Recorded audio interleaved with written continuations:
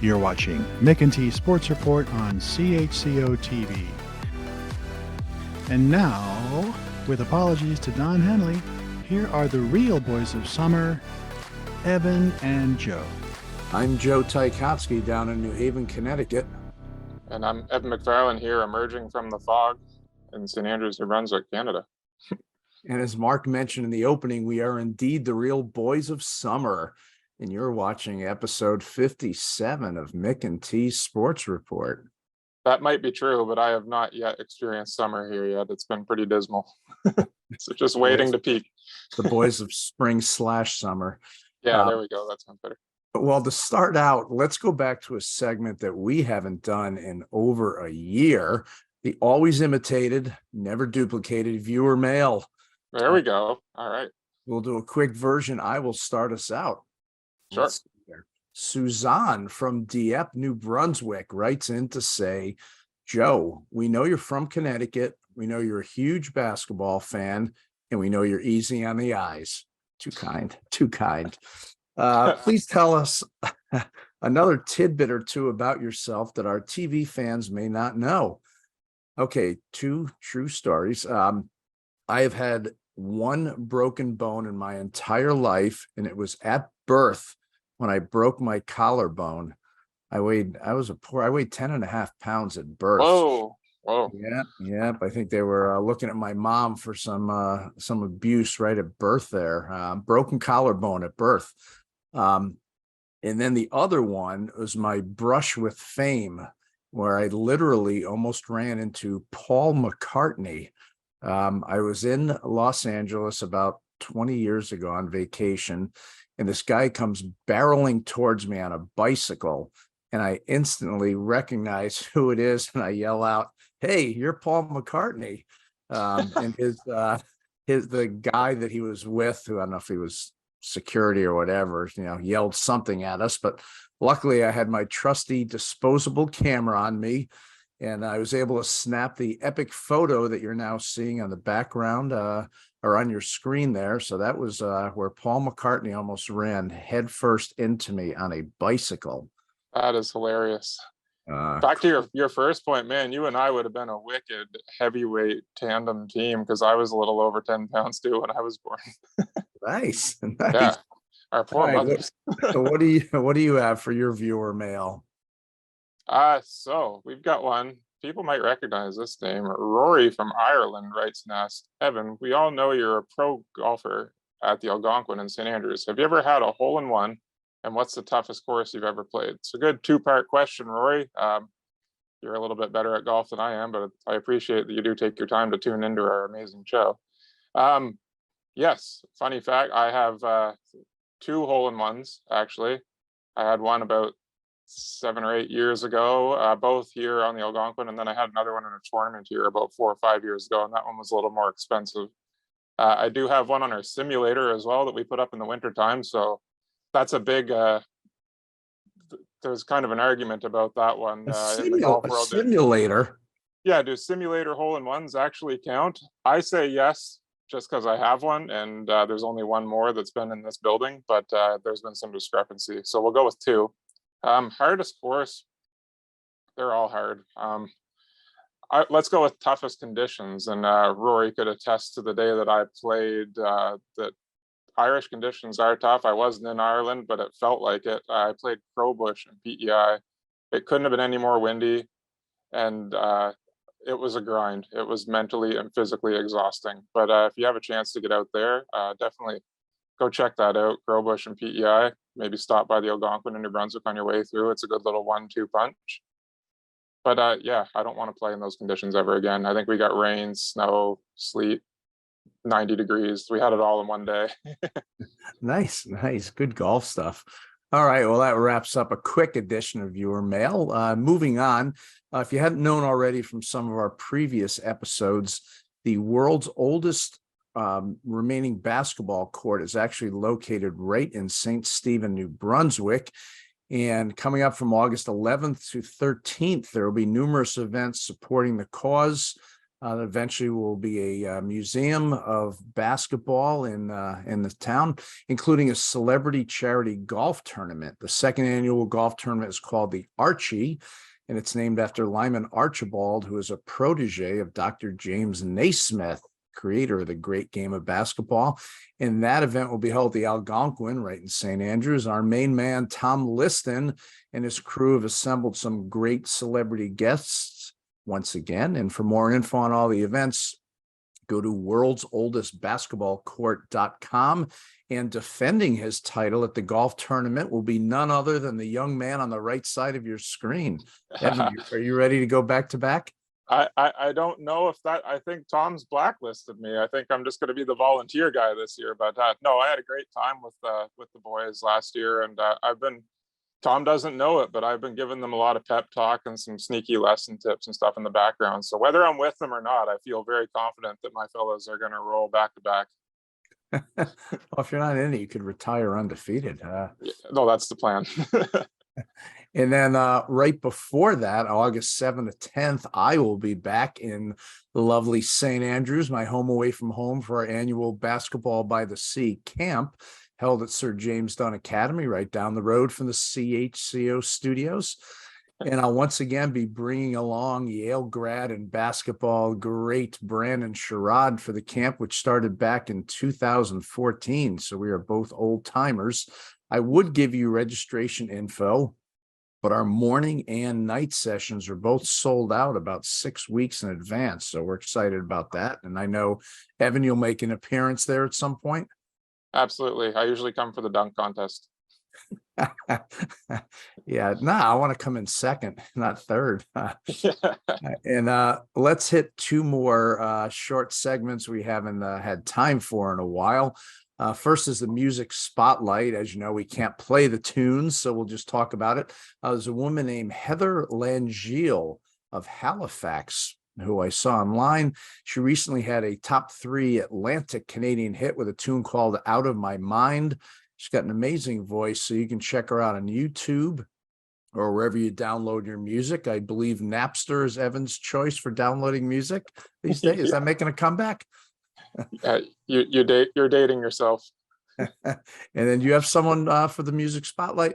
Yeah, I'm gonna just kind of go off of a little more about the great stuff that Tom Liston's doing and his crew for the Archie golf tournament. But during that event, Mr. David Miles, who is a regular around this area, is going to do a show for the players and the main sponsors for the event. So this last year, the tournament was awesome, and it's just you can see it gaining more and more traction, and there's just bigger and bigger names. But I'm looking forward to it. I can't wait to go see Dave. Excellent. And then we'll finish with our local spotlight. And I have highlighted a small little restaurant called the Niger Reef Tea House, located on the aptly named Joe's Point Road in St. Andrews. I'm going to try to steal that sign one day. Don't tell anyone. But the restaurant's got great food, great views, great service. And it's also an answer to the trivia question: when was the only time David Welch paid for someone else's dinner? The locals know what I'm talking about. I still have the receipt as proof of this historic event. You've been there, I'm sure. Oh yeah, it's great. Yeah, Dave's a member at the course. He's been a member here for quite a while, but one of the best lunches around, to be honest. And your deck is right beside the blockhouse on the beach, and I encourage anybody in town to go and check that place out for sure. It is good stuff. All right. Well, get out your Fergie Jenkins baseball card from that old shoebox, because after the break, we have a great interview with someone from the Canadian Baseball Hall of Fame. You're watching Mc&T Sports Report on CHCO-TV in scenic St. Andrews.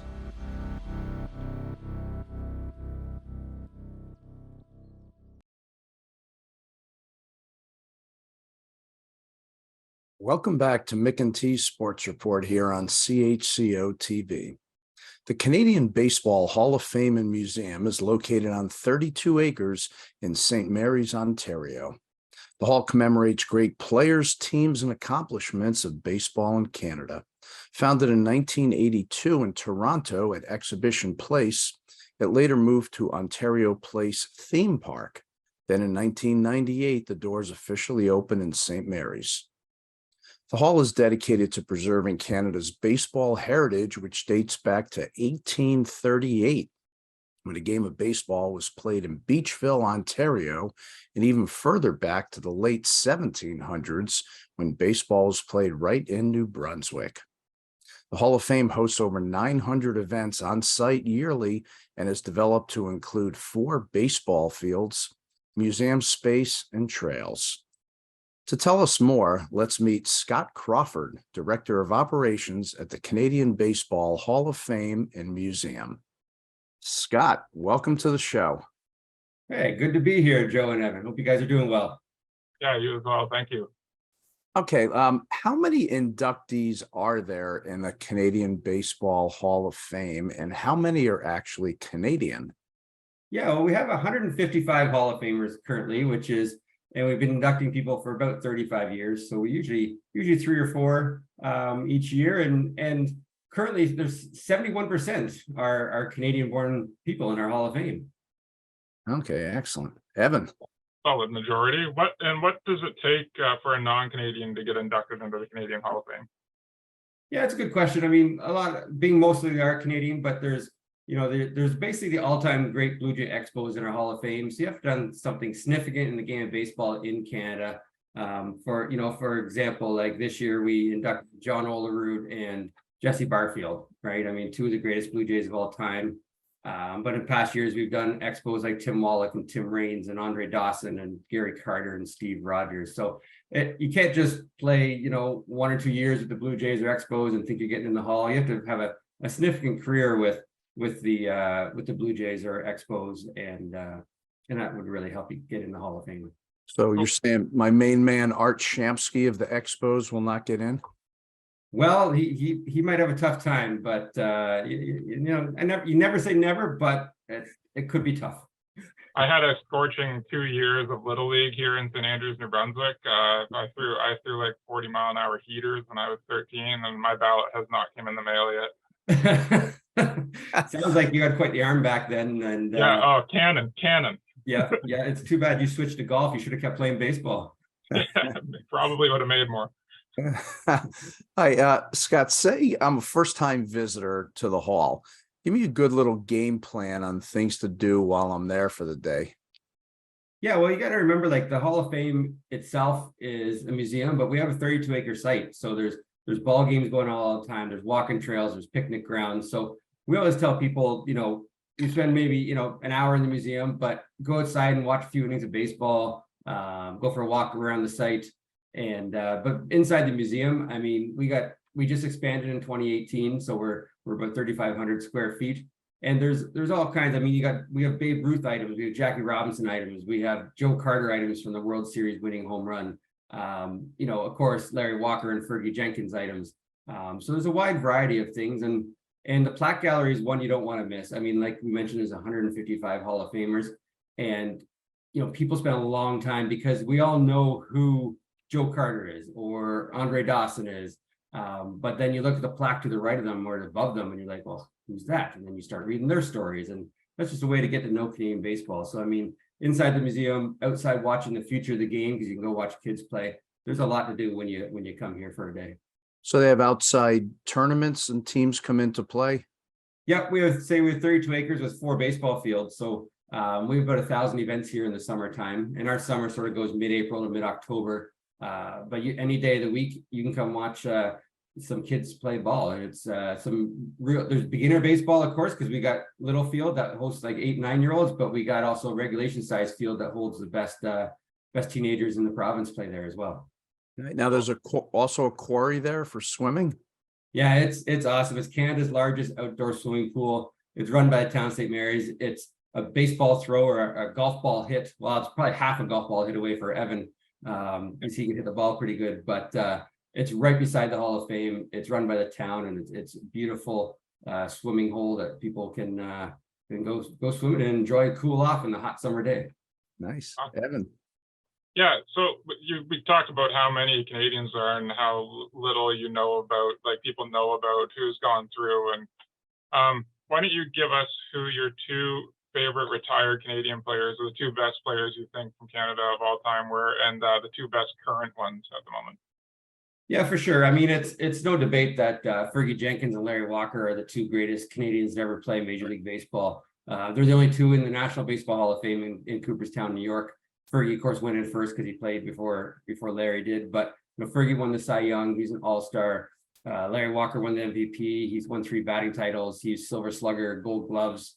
Larry's one of those players that they call a 5-tool player because he stole 230 bases and he hit 383 home runs.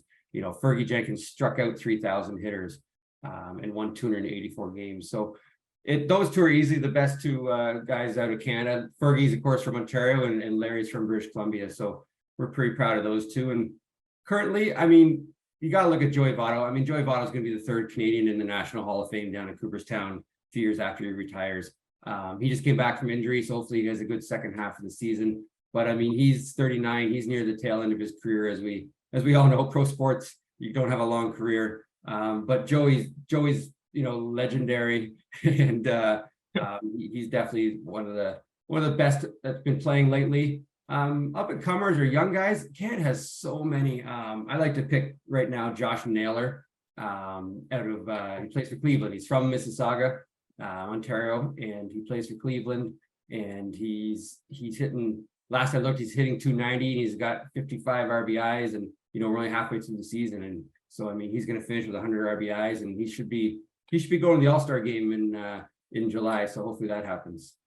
Cool, it's cool take. And you can see it in other sports, like basketball is starting to take off. Like we've owned hockey forever. Sorry, Joe, but states are a very non-close second. Except for the Stanley Cup part of owning hockey, but that's irrelevant. Now, Scott, give our viewer. You mentioned those 5. Give our viewers a Hall of Fame member that most of us would not have heard of. Yeah, well, it's got to go way back. I mean, George Wood. George Wood's from PEI. He was, for a long time, everyone thought he was an American because he was born in the 1800s, mid 1800s, and then he went over to the States, of course, like a lot of Canadians did, and it was more popular to say you're an American when you're down there than you were a Canadian. So for a long time, he said he was an American. But the census and some of the SABR members who dig into stuff like this, he's definitely born in Canada. But George Wood played for Detroit.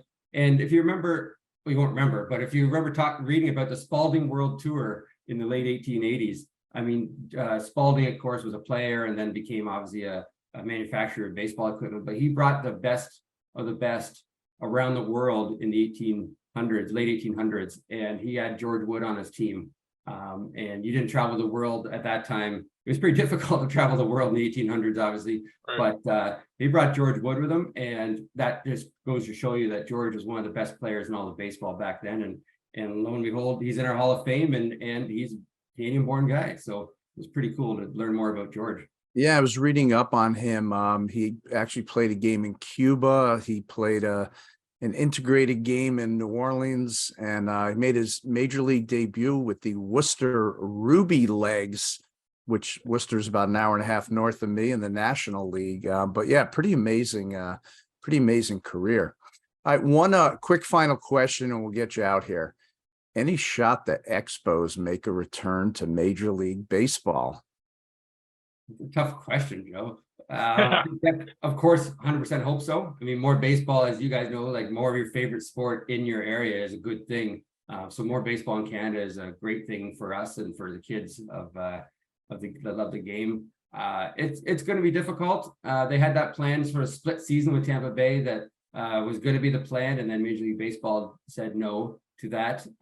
So that sort of put them back to the drawing board of what might be next, and it kind of squashed a lot of good thoughts and ideas. And but it was Major League Baseball's decision. Obviously, they're Major League Baseball, and but I don't see why they can't. I mean, they definitely need a new stadium, which was part of the deal going to be anyways. When the Expos moved to Washington, that was Washington's 3rd chance at a baseball team. So if they get 3 chances, I always say, well, why not? Why doesn't someone else get 2 chances? And the Expos, I mean, there's still talk. There's Vegas, there's Montreal. Vegas is going to get the Oakland team now, and there's a couple other spots too. But Montreal is always in the talks for a team, so that's good to hear. Yeah, it was a little bit before Evan's time, but good old Jerry Park, where I think didn't they have a pool like in back of one of the outfield fences? They did in the outfield, and it was quite a home run. I know Rusty Staub hit it in the pool a few times, and it was a mammoth shot if you could hit into the pool at Jerry Park. But it was done the odd time. Nice. Well, you can find out more about the Canadian Baseball Hall of Fame and Museum by going to their website at baseballhalloffame.ca. And they also have excellent Twitter, Instagram, and Facebook accounts. He is Scott Crawford, Director of Operations at the Canadian Baseball Hall of Fame and Museum in St. Mary's, Ontario. No apostrophe between the Y and the S there. Scott, thanks so much for coming on the show. Perfect. Thanks, Joe and Evan, for having me.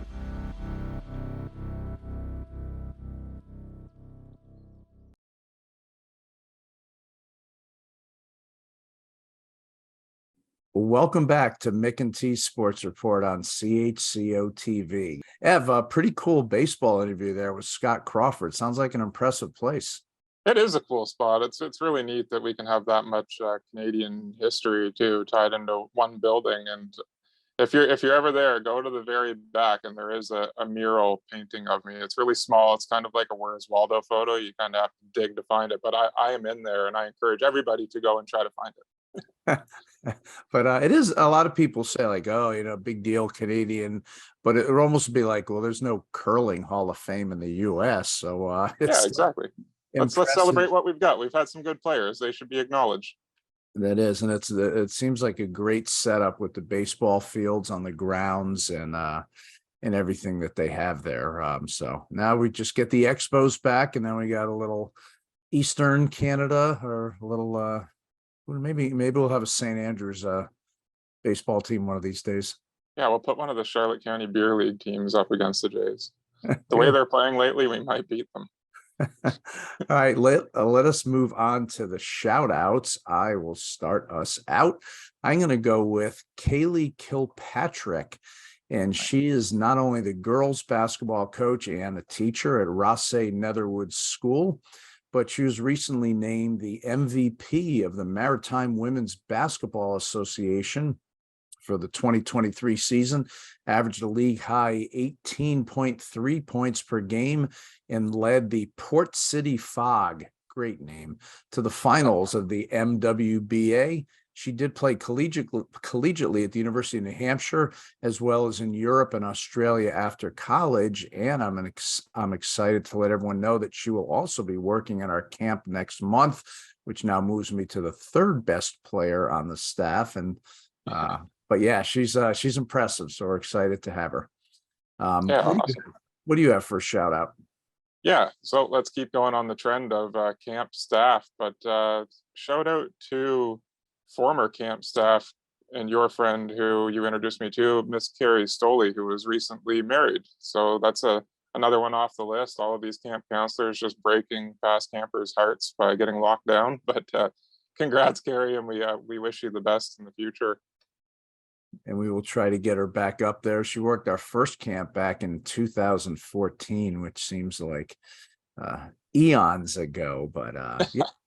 All right. Well, that is it for episode 57 of Mc&T Sports Report, as I call it, the Heinz Ketchup episode. There's no other kinds? 57, yeah. I'm Joe in New Haven. I'm Evan here in New Brunswick. Thanks to Patrick Watt and Florence Mitchell for producing and editing a show that goes down easier than a glass of lemonade at Tall Tom's, located right next to the wharf in St. Andrews. We got to get paid for these little This is crazy. We're Mr. Tourism. And to all of our Canadian viewers, happy New Brunswick Day coming up on August 7th, which will also be the first day of our basketball camp. So if any of you are in town that week, please stop into the gym at SJDA and say hello. Evan, Nice. I'll see you soon. Adios, amigo. This is Mc&T Sports Report on CHCO-TV in St. Andrews.